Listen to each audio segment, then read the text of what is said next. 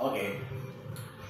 So, ang atong wellness din niya sa atong high potential therapy is wala gini siya ay side effect, no? Pero doon ay improvement reaction. I-react niya, kumbaga, kung sa imong gibati-bati.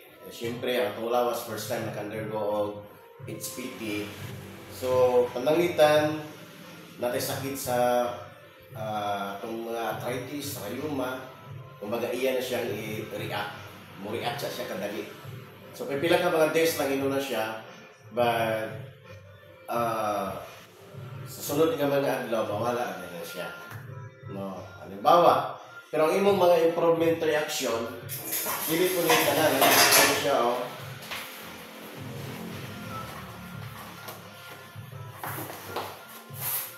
Okay. So, sa improvement reaction na to, kinitanan din niya, dili ni mo nini maramdaman. Depende lang kung sa imong sakit, kung sa imong kanang weight sa imong. Halimbawa, hypertension, so high blood ka. Siyempre, dili siya nga reaction, dili po siya maramdaman kung dili high blood. No? So, kung high blood ka, sometimes blood pressure will even go higher. Basin niya itaas ka dali. Ngari mong BP 130, basin mo na siya 140. But pipila ka mga several days later, mawala na. Back to normal na siya.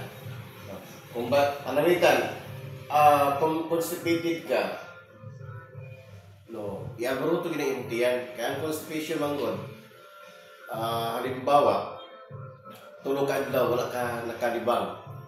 Pero sige ka kaon buntag o hapon. So asa pa imo ng imong mga waste? So tuwa naka-intact dito sa sulod sa imong mga colon. So paglingkod nimo dinhi karon sa high potential therapy, ginabakbak to siya.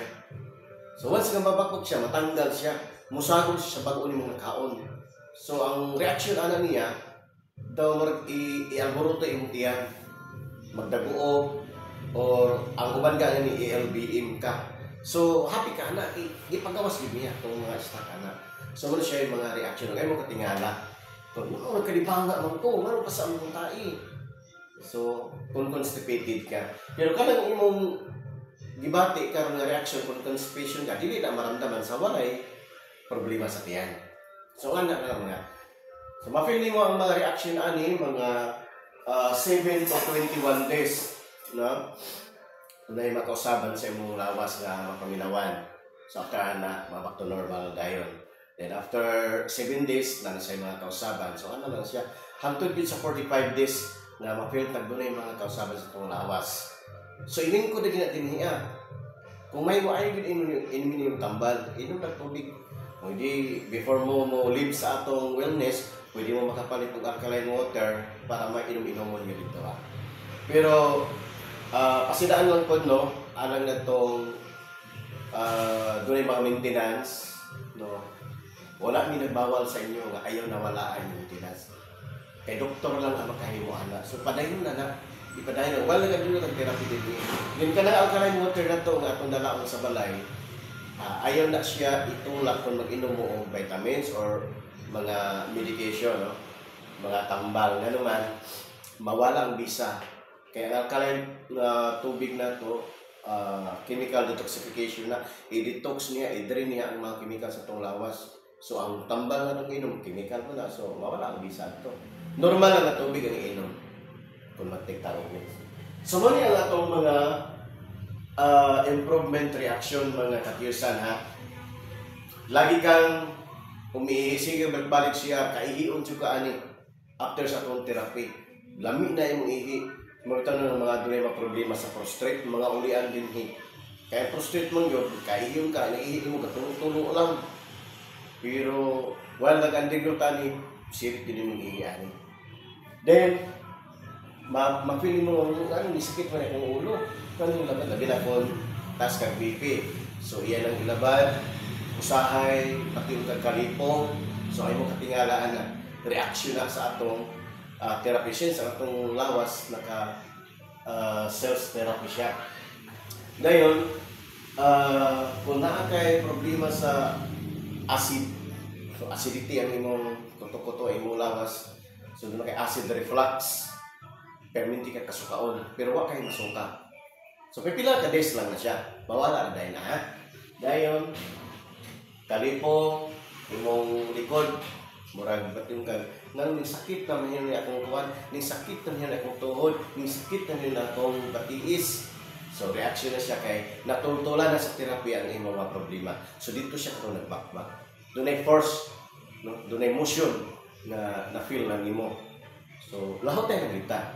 Kaya ang tanang mga regular customer namo nga nakalahot tayo nga therapy nangaulian gid siya healthy ning makita nato sa mga testimonial nila, makita nato sa by viewing, no?